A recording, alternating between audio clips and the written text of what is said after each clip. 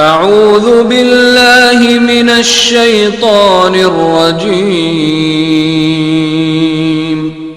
بسم اللہ الرحمن الرحیم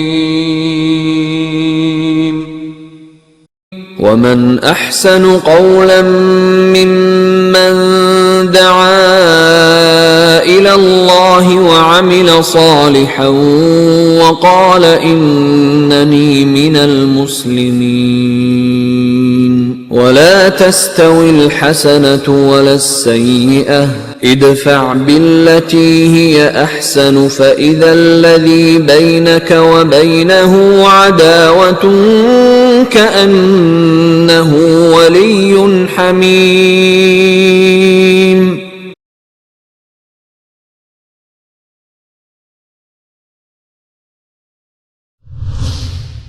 كنتم خير أمة أخرجت للناس تأمرون بالمعروف وتنهون عن المنكر وتؤمنون بالله. صرف ہماری نظر ساری کی ساری گوشت پر ہوتی ہے. کتنا ویٹ اس کا ہوتا ہے, کتنا گوشت اس کا نکلتا ہے. آنکھوں کو نہیں دیکھتے, کانوں کو نہیں دیکھتے, دانتوں کو نہیں دیکھتے, سینگوں کو نہیں دیکھتے. سب سے پہلی نظر ہماری بس کمر پر ہوتی ہے. اگر کمر اچھی نظر آ رہی ہے تو پھر ٹھیک ہے, اس کو جو ہے فیصلہ کیا جاتا ہے کہ چلو اس بکرے کو ہم لے لیں گے. انسان کا تقوی اس کی قربانی کے لیول کو بڑھا دیتا ہے, اور اس کے تقوی کی کمی اس کے قربانی کی ویلیو کو گھٹا سکتا ہے.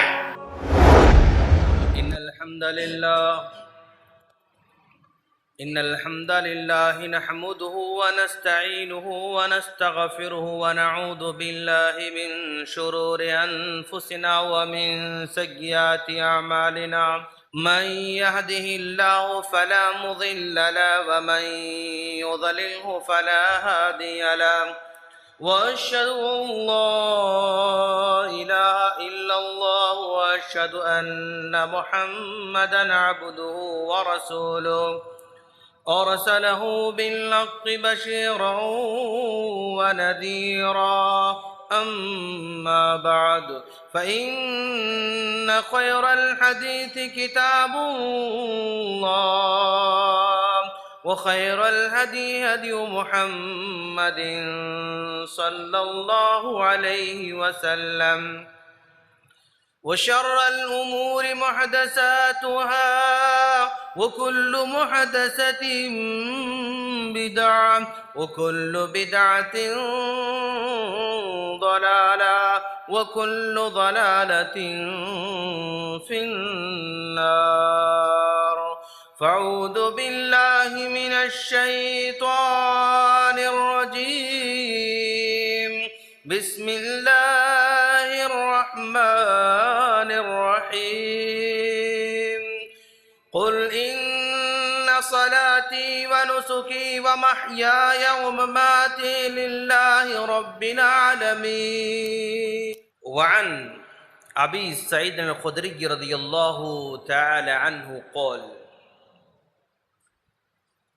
كان رسول الله صلى الله عليه وسلم يضحي بكبش أقرن فحيل يندر في سواد ويأكل في سواد ويمشي في سواد. رواہ الترمذی. محترم بزرگوں, نوجوان دوستوں, مائیں بہنوں اور میرے چھوٹے بھائیوں, ہر قسم کی حمد و ثنا اسی اللہ رب العالمین کے لیے لائق اور زیبا ہے جس نے ہم تمام کو توحید جیسی عظیم نعمت سے نوازا, اور جس نے ہم تمام کو حضرت ابراہیم علیہ السلام کی ملت کی پیروی کرنے کی توفیق بخشا. لاکھوں درود و سلام ہو جناب محمد رسول اللہ صلی اللہ علیہ وسلم پر کہ آپ کو ہادی بنا کر, مبشر بنا کر ہم تمام کی طرف مبعوث فرمایا. سامعین کرام, آج ہم جس ٹاپک پر بات کرنے جا رہے ہیں ہمارا موضوع ہے قربانی کے احکام اور مسائل. اور آپ سبھی جانتے ہیں کہ اس عنوان کے انتخاب کیوں کیا گیا ہے. عنوان کی انتخاب کی وضاحت کی ضرورت تو نہیں ہے۔ قربانی جب سے آدم علیہ السلام دنیا میں بھیجے گئے ہیں اس وقت سے لے کر آج تک کسی نہ کسی انداز سے اللہ تبارک و تعالیٰ کے نظر میں دی جا رہی ہے۔ سب سے پہلے اللہ تبارک و تعالیٰ نے حضرت آدم علیہ السلام کے دونوں بیٹوں سے قربانی کا مطالبہ کیا، اور دونوں نے بھی اللہ کے دربار میں قربانی پیش کی۔ ایک کی قربانی اللہ تبارک و تعالیٰ نے قبول کر دی، اور ایک آدمی کی، ایک بیٹے کی قربانی کو رد کر دیا۔ اور جب اس بیٹے کی قربانی رد کر دی گئی تو وہ حسد میں آ گیا، غصے میں آ گیا، جلنے لگا، تو اپنے بھائی کو مارنے پر تل گیا۔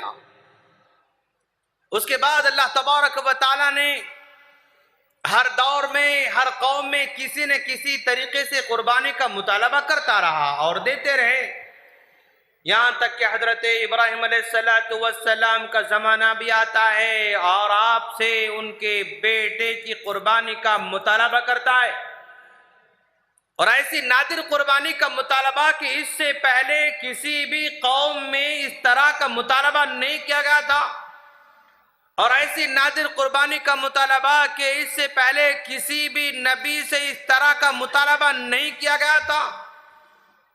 سب سے پہلے اللہ تبارک و تعالیٰ نے بیٹے کی قربانی اگر مانگی تو صرف حضرت ابراہیم علیہ السلام سے مانگی، اور پھر اس کے بعد بہت سارے انبیاء کرام میں کسی نبی سے بیٹوں کی قربانی نہیں مانگی، اور انبیاء کرام کے ماننے والے امتیوں سے بھی بیٹوں کی قربانی کا مطالبہ نہیں کیا، لیکن اللہ تبارک و تعالیٰ نے اس کا متبادل بنا کر پیش کر دیا کہ تم بیٹوں کی قربانی تو نہیں کر سکتے ہو، اور اپنی جان کی قربانی تو نہیں دے سکتے ہو، لہذا ایک ایسے جانور کی قربانی کا مطالبہ کیا جو جانور انسان سے بڑا مانوس رہتا ہے، انسان کے ساتھ ساتھ رہتا ہے، انسان کے خون کا پیاسا بھی نہیں ہوتا ہے، اور انسان کا وہ دشمن بھی نہیں ہوتا ہے۔ ایسے جانور کا مطالبہ کیا جو ہمیں آسانی سے مل سکتا ہو، آسانی سے خریدا جا سکتا ہو، آسانی سے ہم اس کو پال سکتے ہیں، ایسے جانور کا اللہ نے قربانی کا مطالبہ کیا۔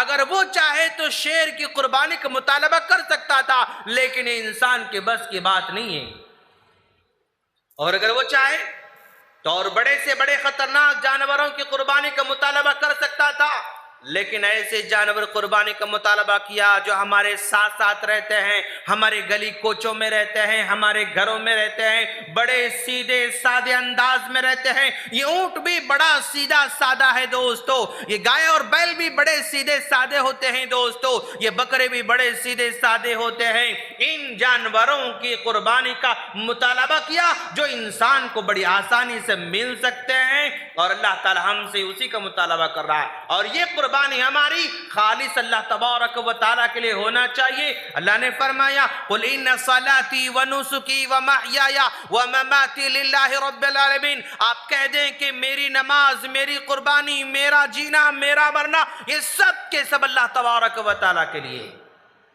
قربانی اللہ کو راضی کرنے کے لیے، اور قربانی میں ہمارا گوشت تو نہیں پہنچتا ہے، ہمارے جانور کا خون تو نہیں پہنچتا ہے، اگر پہنچتا ہے تو صرف ہمارا تقوی پہنچتا ہے۔ لَن يَنَالَ اللَّهَ لُحُومُهَا وَلَا دِمَاؤُهَا، تمہارا گوشت پہنچنے والا نہیں ہے، تمہارا خون پہنچنے والا نہیں ہے، وَلَكِنْ يَنَالُ التَّقْوَى، بس تمہارے دلی کیفیت اللہ تبارک و تعالیٰ کو پہنچنے والی ہے۔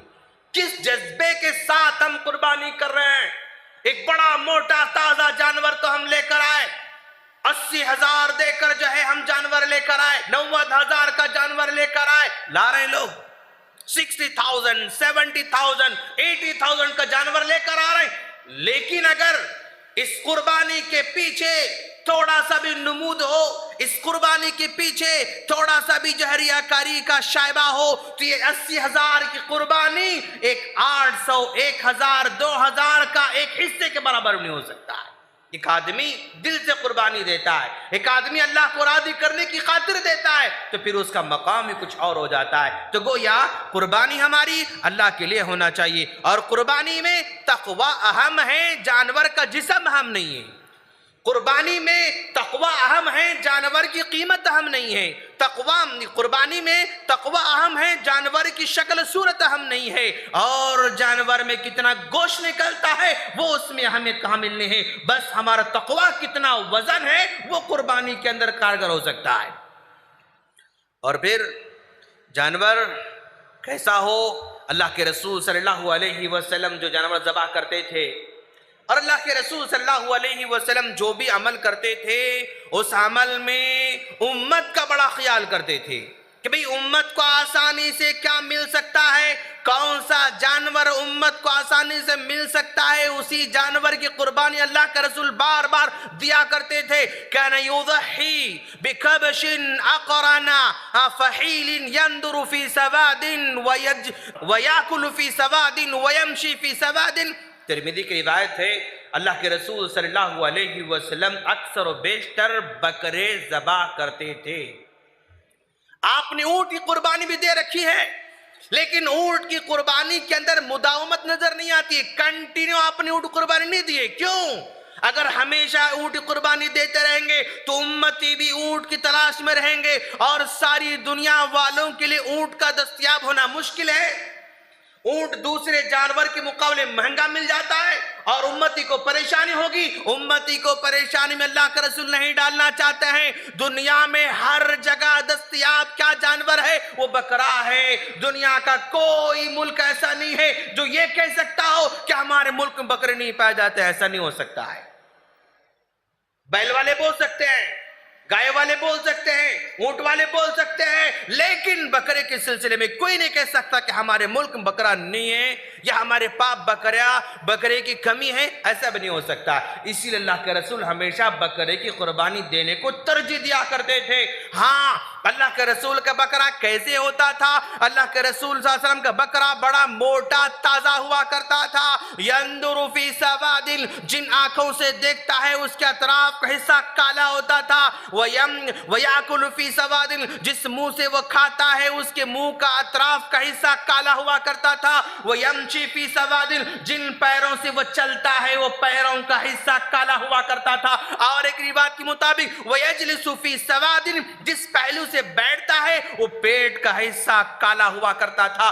گویا چت کبرا بکرا اللہ کے رسول کا ہوا کرتا تھا، موٹا تازہ ہوتا تھا، اور یہ خصوصیت اگر بکرے میں آ جائے تو بہت اچھی بات ہے ماشاءاللہ۔ اور پھر اس کے بعد اللہ کے رسول صلی اللہ علیہ وسلم اونٹ کی قربانی بھی دی ہے۔ ایک مرتبہ اللہ کے رسول صلی اللہ علیہ وسلم نے 100 اونٹوں کی قربانی دی ماشاءاللہ۔ 100 اونٹوں کی قربانی بھی دے رکھی اللہ کے رسول صلی اللہ علیہ وسلم نے۔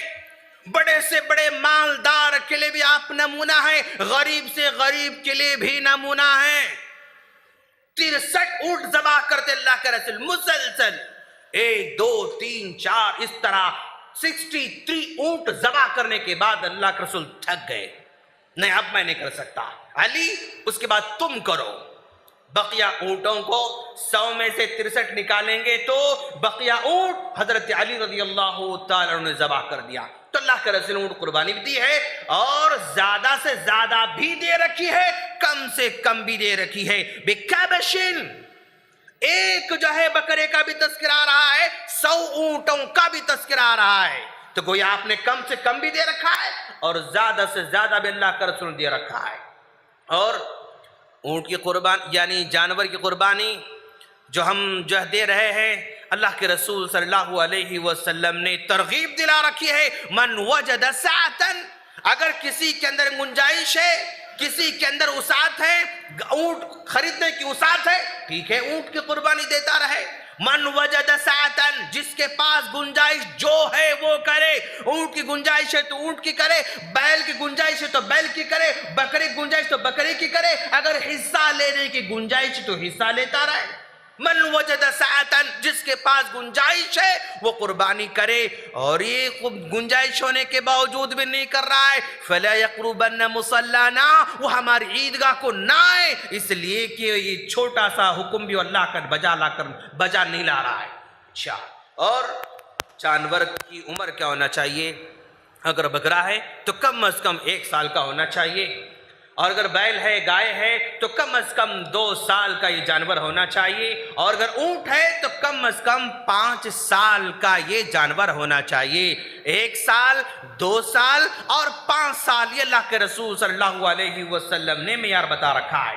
اور جانور ہمارا کان کٹا ہوا نہ ہو، یعنی عام طور پر جو ہے کچھ لوگ نشانی کے طور پر تھوڑا سا کٹا ہوا رہتا ہے تو چل سکتا ہے، لیکن زیادہ کٹا ہوا ہے، 2 انچ 3 انچ کٹا ہوا ہے کان، تو ایسی صورت میں ایسے جانور کو نہ لیں، ایسے جانور کو نہ لیں جو کان کٹا ہوا ہے، کان پھٹا ہوا ہے۔ بس اوقات جو کان ہوتا ہے نا، کان کا تھوڑا سا حصہ ایسا جو ہے لائٹ ½ انچ کٹا ہوا رہتا ہے، 1 انچ کٹا ہوا رہتا ہے، لائٹ 1 پاؤ انچ کٹا ہوا رہتا ہے، تو پاؤ انچ کٹا ہوا ہے تو چل سکتا ہے، لیکن ½ انچ کٹا ہوا ہے، جو ہے 1 انچ کٹا ہوا ہے، کان کا سامنے کا حصہ نکل چکا ہے، پھر ایسے جانور کا احتیاط کرے، ایسے جانور کو نہ لیں۔ سینگ ٹوٹا ہوا نہ ہو، ایک آنکھ سے دیکھ رہا ہے اور ایک آنکھ سے نہیں دیکھ رہا ہے، اس کا لحاظ رکھیں۔ عام طور پر جب ہم لیتے رہتے ہیں نا، صرف کمر پکڑتے ہیں، ہم لوگ صرف کمر پکڑتے ہیں، کتنا گوشت نکلتا ہے، صرف ہماری نظر ساری کی ساری گوشت پر ہوتی ہے، کتنا ویٹ اس کا ہوتا ہے، کتنا گوشت اس کا نکلتا ہے، آنکھوں کو نہیں دیکھتے، کانوں کو نہیں دیکھتے، دانتوں کو نہیں دیکھتے، سینگوں کو نہیں دیکھتے، سب سے پہلی نظر ہماری بس کمر پر ہوتی ہے۔ اگر کمر اچھی نظر آ رہی ہے تو پھر ٹھیک ہے، اس کو جو ہے فیصلہ کیا جاتا ہے کہ چلو اس بکرے کو ہم لے لیں گے۔ تو کان کو دیکھیں، آنکھ کو دیکھیں، آنکھ جو ہے دونوں کی دونوں سیمی نظر آتی رہتی ہے، لیکن ایک آنکھ اس کی نظر نہیں آتی ہے، وائٹ پن نظر آتا ہے اس کے اندر، وہ ایک ہی آنکھ سے دیکھتا رہتا ہے، لیکن دونوں آنکھ تو پھڑک رہے ہیں اور دونوں آنکھ تو صحیح نظر آ رہے ہیں، لیکن ایک آنکھ وائٹ ہے اور ایک آنکھ اپنے اصل حالت میں باقی ہے۔ تو آنکھوں کا جائزہ لیں، کانوں کا جائزہ لیں، 1 سال کا پورا ہے نہیں وہ جائزہ لیں۔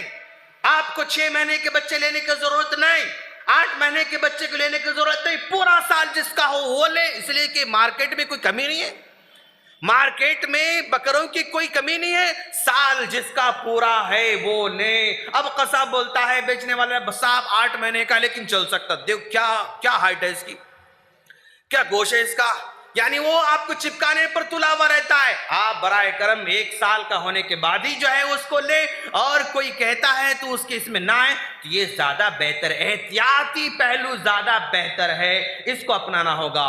تو سینگ ٹوٹا ہوا نہ ہو اور بیمار بھی نہ ہو، اور جانور اتنا دبلا کہ جو ہے اس میں گود بھی نہ ہو، ایسے جانور بھی نہ لیں۔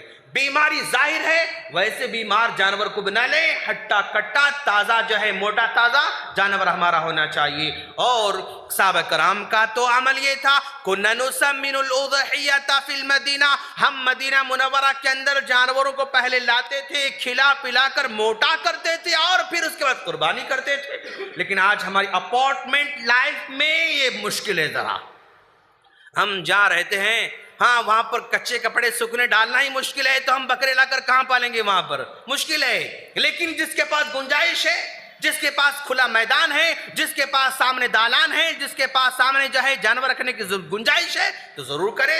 کُنَّا نُسَمِّنُ الْأُضْحِيَّةَ، ہم جانور کو پالا کرتے تھے، جانور کو موٹا کرتے تھے، اگر یہ کر رہا ہے تو بہت اچھی بات ہے۔ اور پھر اس کے بعد افضل قربانی کون سی ہے؟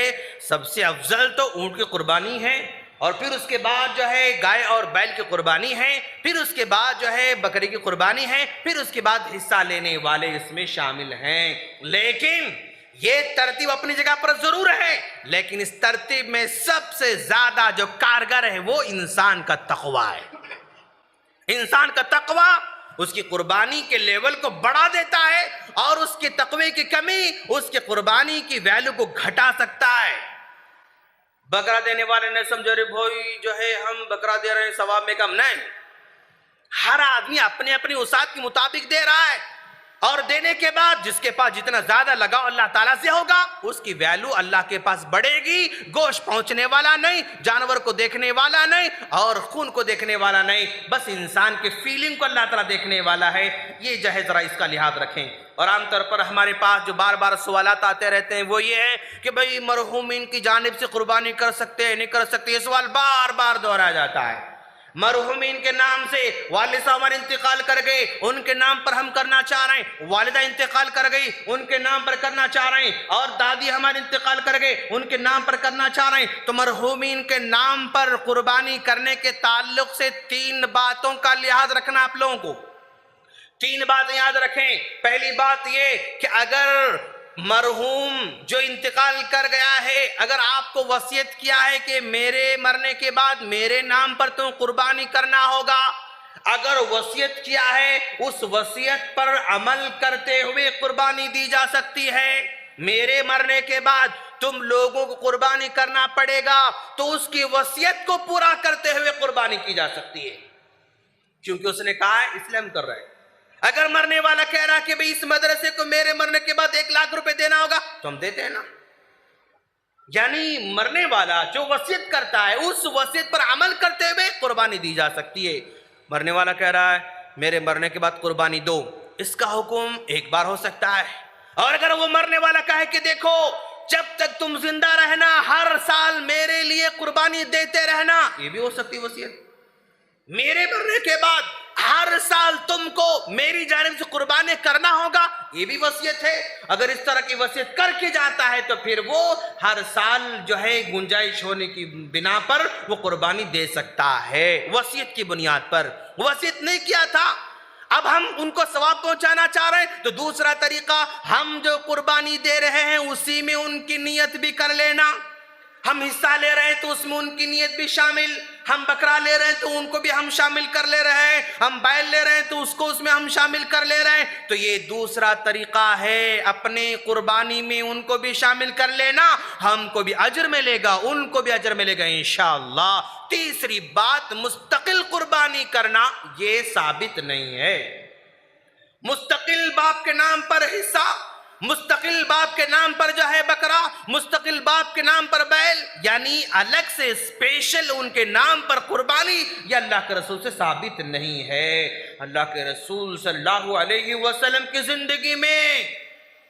زندگی میں آپ کی چہیتی بیوی انتقال کر جاتی ہے لیکن اللہ کے رسول صلی اللہ علیہ وسلم ان کے نام پر قربانی نہیں دی.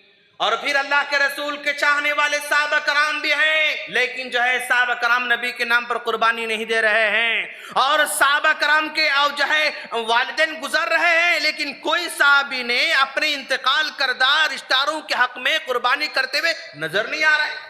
تو گویا مستقل طور پر ان کے نام پر قربانی کرنا یہ درست نہیں ہے. وصیت ہے تو کریں گے, اگر وصیت نہیں ہے تو ہم جو قربانی کر رہے ہیں اس میں شامل کر لیں گے تو ان کا مسئلہ حل ہو جائے گا انشاءاللہ. اچھا, قربانی کم از کم 1 تو ہونا چاہیے, 1 کے بعد جو بھی قربانی ہوں گی وہ نفل میں شمار ہوگی, وہ قربانی نفل میں شمار ہوگی. پہلی قربانی سنت مؤکدہ ہے, اور اس کے بعد جو ہے دوسری, یعنی 2 بکرے کوئی کر رہا ہے تو 1 بکرا سنت مؤکدہ کا ہے اور دوسرا بکرا اس میں نفل میں شمار ہوتا ہے.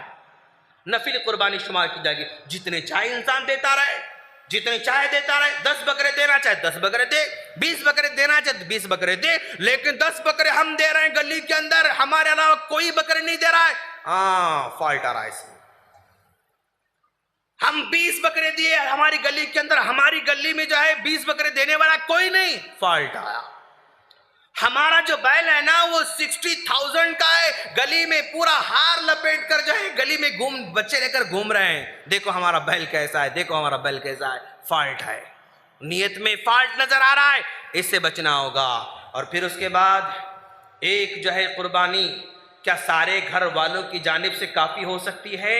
ہاں, 1 قربانی سارے گھر والوں کی جانب سے کافی ہو سکتی ہے. 1 قربانی سارے گھر والوں کی جانب سے کافی ہو سکتی ہے. باپ ذمہ دار ہے, 4 بچے کمانے والے ہیں, 4 بچے کما کر باپ کو لا کر دے رہے ہیں, ایک ہی ہانڈی میں سالن پک رہا ہے, ایک ہی جو ہے توے پہ روٹی بن رہی ہے, سب ایک ساتھ کھا رہے ہیں پی رہے ہیں, تو باپ کے نام پر اگر قربانی دی جائے تو سارے کے سارے اس میں شامل ہیں۔ نہیں مول صاحب اگر ہم سب کے نام پر دینا چاہیں تو دے سکتے ہیں آپ، جتنا دیں گے وہ اجر کے مستحق بن جائیں گے، لیکن اگر کم سے کم ایک بھی دیں گے تو اس میں سارے کے سارے شامل ہوں گے۔ کچھ لوگ کہتے ہیں کہ قربانی واجب ہے، ایک گھر میں 4 بچے کمانے والے ہیں تو اگر وہ چاروں کے چاروں زکوٰۃ کے نصاب والے ہیں تو ہر بچے پر قربانی کرنا ضروری، یہ حکم لاتے ہیں، یہ حکم غیر ضروری ہے۔ یعنی صاحب نصاب کا ورڈ لے کر آتے ہیں کہ جو صاحب نصاب ہے اس پر قربانی واجب، میں زکوٰۃ دینے والا ہوں تو قربانی کمپلسری واجب، یہ صحیح نہیں ہے، یہ بات صحیح نہیں ہے۔ اس لیے کہ پہلی بات ایک قربانی سب گھر والوں کی جانب سے کافی ہے، جیسا کہ جو ہے صحابہ کرام کہتے ہیں، حضرت ابو ایوب انصاری رضی اللہ عنہ سے پوچھا گیا کہ اللہ کے رسول کے زمانے میں قربانی کیسے کی جاتی تھی، تو آپ نے کہا کان الرجل، ایک آدمی یضحی بالشاۃ، ایک وہ بکری ذبح کرتا تھا، عنہ اپنی جانب سے، وعن اہل بیتی اپنے گھر والوں کی جانب سے بھی ہوتی تھی۔ تو ایک بکرا اب اس کی جانب سے پورے گھر والوں کی جانب سے کافی ہوا کرتی تھی، اور یہ قربانی واجب کہنے والے غلط ہیں دوستو، اس لیے کہ صحابی کہتے ہیں کہ میں کبھی کبھی قربانی کرنا چھوڑ بھی دیا کرتا تھا، حالانکہ میں مالدار تھا، کبھی کبھی قربانی کرنا چھوڑ دیتا تھا، صرف اس وجہ سے کہ کہے لوگ اس قربانی کو واجب نہ سمجھ بیٹھیں، تو صحابی مالدار ہونے کے باوجود بھی کبھی کبھی چھوڑ دیا کرتے تھے۔ تو اس سے یہ مسئلہ نکلا کہ جو بھی مالدار ہے اس پر قربانی کرنا واجب، یہ حکم نہیں لگایا جا سکتا، اس لیے کہ قربانی کرنا سنت مؤکدہ میں شامل ہے۔ اور پھر اس کے بعد اگر ایک آدمی بھائی اب بقری تو آ رہی ہے یار، جو ہے وہاں میرے پیسے وہاں پھنسے ہوئے ہیں، سیلری وہاں پھنسی ہوئی ہے، یا میرے پیسے آنے کے ہیں، فی الوقت تو کچھ بھی نہیں ہے، کیا میں قرضہ لے کر قربانی کر سکتا ہوں؟ ہاں، اگر آپ کے پیسے آنے والے ہیں، آپ جو ہے قرضے کو آسان ادا کر سکتے ہیں تو قرضہ لے کر قربانی دے سکتے، لیکن ظاہر میں کوئی بھی سورس آپ کے پاس نہیں ہے، دیکھیں گے اللہ دیا تو دے دیں گے، اس اگر یہ کنڈیشن ہے تو پھر قرضہ لے کر برائے کرم قربانی دینے کی ضرورت نہیں۔ سورس مضبوط ہے، یقینی ہے، کہیں قرضہ آنے والا ہے، کوئی آپ کو دینے والا ہے، یا آپ کے پیسے آنے والے ہیں، سیلری ملنے والی ہے، تجارت آنے والی ہے، آپ کے پاس ایک سورس متعین سورس ہے، تو پھر آپ قرضہ لے کر جو ہے کریں، کیونکہ واپس لوٹانے کے جو آسان اسباب موجود ہیں، لیکن اسباب کچھ نہیں، نہ کاروبار، نہ سیلری، نہ کوئی آنے کی امید، کچھ نہیں، دیکھیں گے اللہ دینے والا ہے، ہم قرضہ لے کر قربانی کر رہے ہیں تو پھر مشکل میں آ جائیں گے، برائے کرم ایسی کی ضرورت نہیں ہے۔ اور اسی طرح جو ہے ایک آدمی جانور لا لیا، بھائی بکرا لا لیا، 6,000 دے کر بکرا لا لیا، پھر لانے کے بعد جو ہے بیوی بول رہے اجی کیسا بکرا لائے تم، چھوٹا ہے بکرا، بالکل جو ہے بچہ دکھ رہا ہے انہیں، اب انہیں جو ہے دل ملال ارے ہو یارو جو بڑے بڑے بکرے جو ہے موجود ہیں اپن چھوٹا لا لیے، پھر ملال ہونے کے بعد وہ بکرا کینسل کر کے اور ایک بکرا لانا چاہ رہا ہے تو کیا کر سکتا ہے؟ ہاں بالکل کر سکتا ہے، اس سے بڑا اگر لانا چاہے، اس سے بہتر لانا چاہے تو یہ کینسل کر سکتا ہے، اچھا لالیے صاحب جو ہے بکرے 25,000 کے 2 بکرے لا لیے، گھر میں دیکھتے ہی فل باتیں کرنا شروع کر دی، اتنے بڑے بڑے بکرے لانے کی کیا ضرورت ہے تمہیں کو، اب پریشان ہو گیا، اب انہیں ہٹا کے اور دوسرے لانا چاہ رہا، تو یہ درست نہیں ہے، کم درست نہیں، زیادہ یہ درست ہے، کیا جا سکتا ہے، بکرے کو بدلا جا سکتا ہے۔ اور اسی طرح خسی کردہ جانور، ہاں خسی کردہ جانور قربانی کی جا سکتی ہے، اللہ کے رسول صلی اللہ علیہ وسلم ہمیشہ خسی کردہ جانور ہی قربانی کیا کرتے تھے۔ اور اسی طرح جانور لانے کے بعد جو ہے اس میں عیب پیدا ہوتا ہے، لانے کے بعد جو ہے پیر ٹوٹ رہا ہے، لانے کے بعد سینگ ٹوٹ رہا ہے، لانے کے بعد بیمار ہو رہا ہے تو قربانی کی جا سکتی، کوئی حرج کی بات نہیں ہے، لانے سے پہلے عیبدار نہیں ہونا چاہیے، کچھ کاروباری ایسی بھی ہم نے دیکھے کہ بھائی 100 بکرے لا لیے، وہ 100 بکرے بیچ رہے ہیں صاحب، اب بیچنے کے بعد اس میں 4 بکرے جو ہے وہ لڑ کے فلاں کر کے لنگڑے ہو گئے، اب یہ آہستہ نکال کر رکھ دیتے ہیں، پھر اس کے بعد 2 دن کے بعد مول صاحب میرے پاس 4 بکرے ہیں، وہ لانے کے بعد جو ہے عیب پیدا ہو ان کے اندر، لانے کے بعد عیب پیدا ہوا، کیا میں قربانی کر سکتا ہوں؟ اب ایک عام آدمی سنے گا تو بھئی لانے کے بعد جو ہے عیب پیدا ہو تو ٹھیک قربانی کر سکتے ہیں آپ، لیکن اصل مسئلہ یہ نہیں بولتا کہ میں بیچنے لایا تھا، بیچنے لانے کے بعد جو ہے اس میں عیب پیدا ہوا تو وہاں پر قربانی نہیں کی جا سکتی۔ 100 لے کر آئے تھے آپ تو قربانی کی نیت سے لے کر نہیں آئے تھے، کاروبار کی نیت سے لے کر آئے تھے آپ، بیچنے کی نیت سے لے کر آئے تھے آپ، اور بیچنے کی نیت سے لانے کے بعد وہ لنگڑا ہوا تو پھر وہ عیبدار ہو گیا، پھر قربانی نہیں کر سکتے، اس کو پھر جو ہے قصاب کو دینا پڑے گا، قربانی میں اس کو شمار نہیں کیا سکتا، اگر کر دیں گے تو عام قربانی شمار ہو جائے گا۔ اور پھر اس کے بعد یعنی ہم عام طور پر اجتماعی قربانی ہمارے پاس زیادہ ہوتے رہتی ہے، تو اجتماعی قربانی جب ہم کرتے رہتے ہیں تو کیا سارے کے سارے لوگ وہاں پر ٹھہرنا ضروری ہے کیا؟ جانور ذبح کرتے ہوئے پورے کھڑے ہوئے ہیں، ہاں تمہارا نام، ہاں تمہارا نام، پورا کا نام لے کر ذبح کر رہا ہے، ایسا کوئی ضروری نہیں ہے۔ سارے کے سارے موجود ہونا بھی ضروری نہیں ہے، سارے کے سارے شرکاء کا نام لینا بھی ضروری نہیں ہے، بس اس کا علم ہونا چاہیے کہ بھئی اس میں 7 لوگوں کا حصہ ہے، اور 7 لوگوں کے نام کم سے کم ایک بار سننا تو چاہیے اس کو، اس میں 7 لوگ ہیں اور جو ہے اس میں فلاں فلاں فلاں فلاں کا نام ہے، ان کی جانب سے ہم قربانی کر رہے ہیں، ذبح کرنے والے کے پاس وہ انٹینشن ہونا چاہیے، پورے وہاں پر موجود ہونا کوئی ضروری نہیں ہے۔ اور اسی طرح یہ کیا کہتے ہیں اس کو، یہ قربانی جو ہے کیا مرد ہی کرنا ضروری ہے، کیا عورت قربانی کر سکتی ہے نہیں کر سکتی؟ ہاں عورت بھی قربانی کر سکتی ہے، جس طرح مرد ذبح کر سکتے ہیں ویسے عورت بھی ذبح کر سکتی ہے، بلکہ کرنا چاہیے۔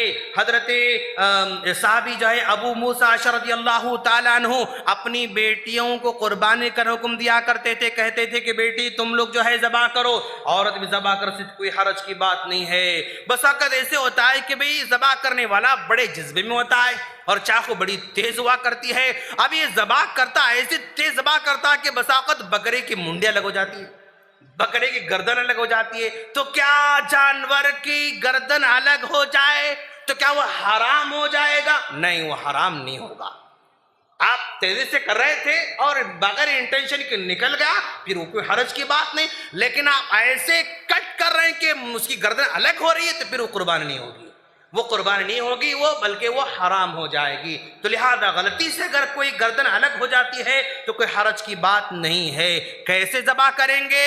ذبح کرنے سے پہلے اللہ کے رسول صلی اللہ علیہ وسلم ہمیشہ چاقو کو تیز کرنے کا حکم دیا کرتے تھے، چاقو کو تیز کرنا پہلے، اور اس جانور کے سامنے چاقو تیز کرنے سے اللہ کا رسول نے منع فرمایا۔ نبی گزر رہے ہیں، ایک صحابی بکرا ذبح کر رہے ہیں اور بکرے کو لٹائے ہوئے ہیں، اس کو جو ہے پکڑے ہوئے ہیں، پیر رکھے ہوئے ہیں، اور پھر جو ہے اس کے آنکھوں کے سامنے چاقو تیز کر رہے ہیں، بکری بڑی ہیبت کے انداز سے دیکھ رہی ہے، تو اللہ کے رسول نے کہا تم کو پہلے تیز کرنا چاہیے تھا، اس بکری کو تم 2 بار مارنا چاہتے ہو، اس بکری کو تم 2 بار مارنا چاہتے ہو، تو اس طرح الگ سے جو ہے تیز کرنا چاہیے، سامنے تیز نہیں کرنا چاہیے۔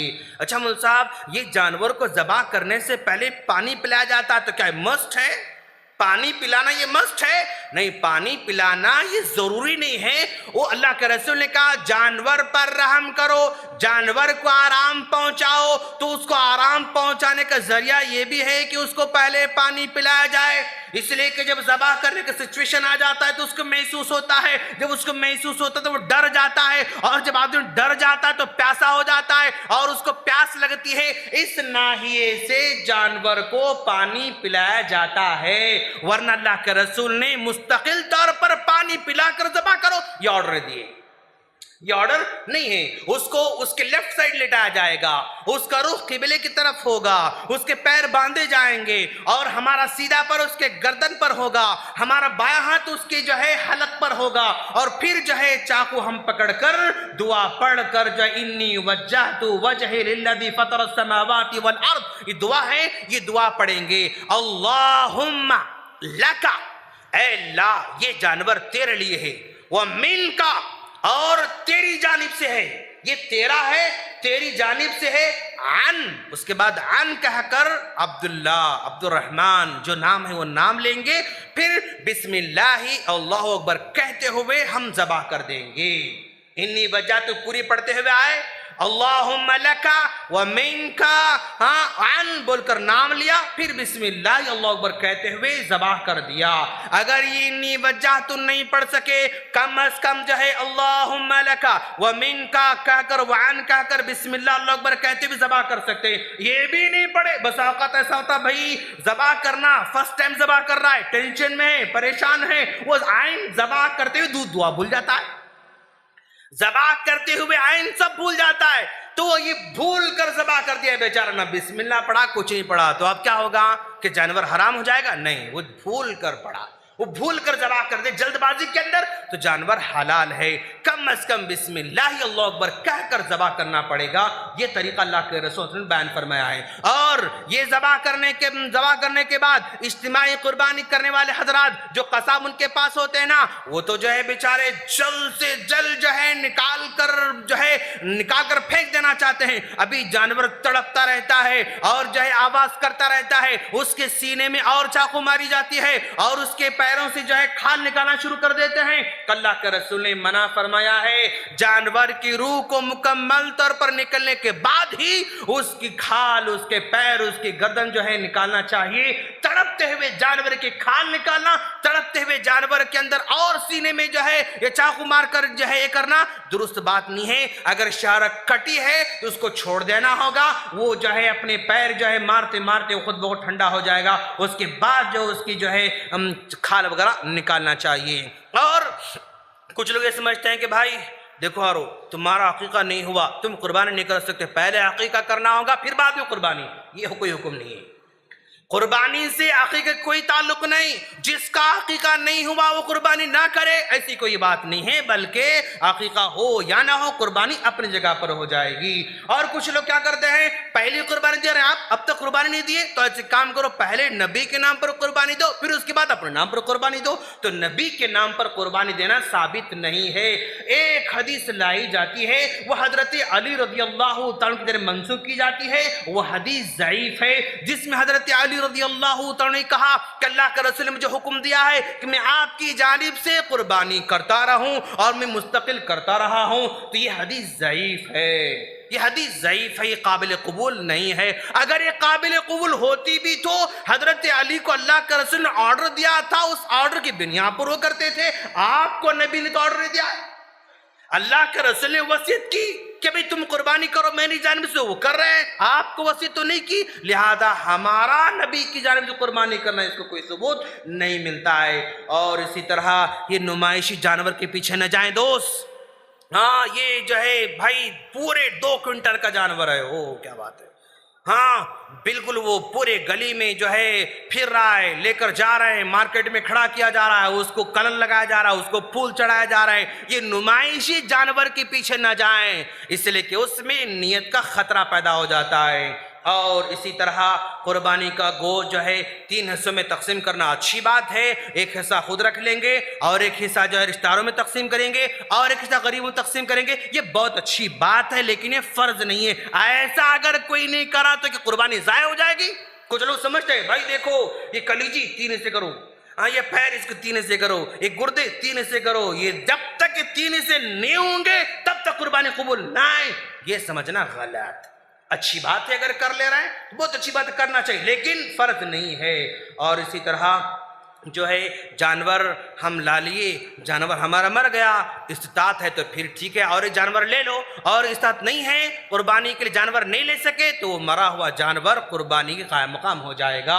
जानवर ला लिए, भाग कर चला गया, इस्तात है तो और एक जानवर लेकर आओ, अगर इस्तात नहीं है तो जो भाग कर चला गया है वही कुर्बानी शुमार हो सकती है।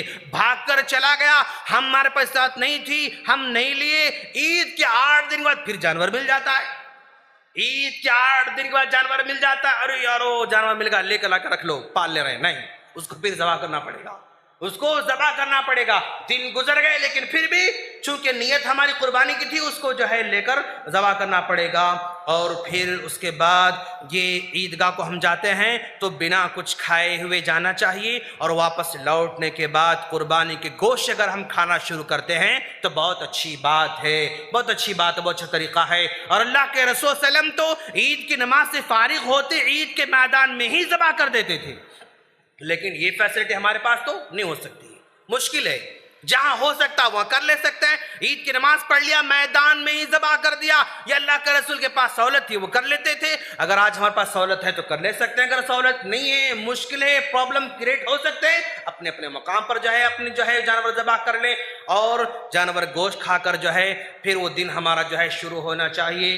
اور اس عید کے موقع پر یا جو ہے ان دنوں کے اندر 4 دنی قربانی ہے. اصل میں اللہ کے رسول صلی اللہ علیہ وسلم نے کہا ہاں یہ ایام التشریق کلھا ذبح, ایام تشریق پورے کے پورے قربانی کے دن ہیں. ایک ہے عید کا دن, یوم النحر کہا جاتا ہے. اس کے بعد 11, 12, 13 تاریخ اس کو ایام تشریق کہا جاتا ہے. ان 3 دنوں کے اندر بھی قربانی کی جا سکتی ہے.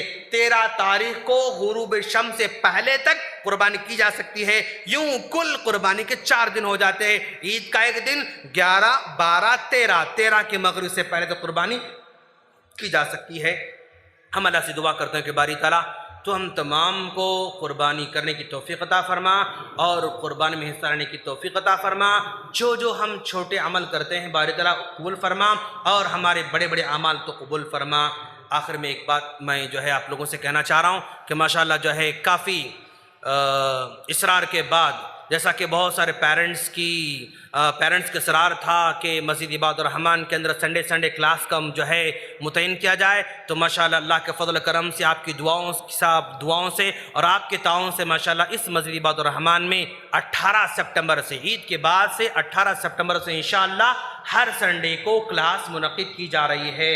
اور کلاسز کو 3 حصوں میں ڈیوائڈ کیا گیا ہے. تینوں کے لیے نصاب مقرر کر دیا گیا ہے. ہم امید کرتے ہیں کہ انشاءاللہ اس میں ضرور اپنے بچوں کو سنڈے کے دن جو وقت ضائع کرتے ہیں ہمارے بچے کھیل کود میں گزار دیتے ہیں, وہ براہ کرم جو ہے اس اسکول میں ڈالیں. اور جس طرح بچے آ رہے ہیں اسی طرح خواتین بھی جو ہے آ سکتے ہیں. ان لوگوں کے لیے بھی اسپیشل جو ہے کلاس رکھی گئی ہے. اس میں عقیدہ اور اس میں توحید اور اس میں حدیث اور سیرت اور فقہ اور آداب, یہ سارے سبجیکٹ رکھے گئے ہیں. تو جس طرح لڑکے یہاں پر تعلیم حاصل کریں گے, خواتین بھی انشاءاللہ تعلیم حاصل کریں گے اور قابل معلمات کے ذریعے ان کی تعلیم دی جائے گی انشاءاللہ. وآخر دعوانا الحمدللہ رب العالمین.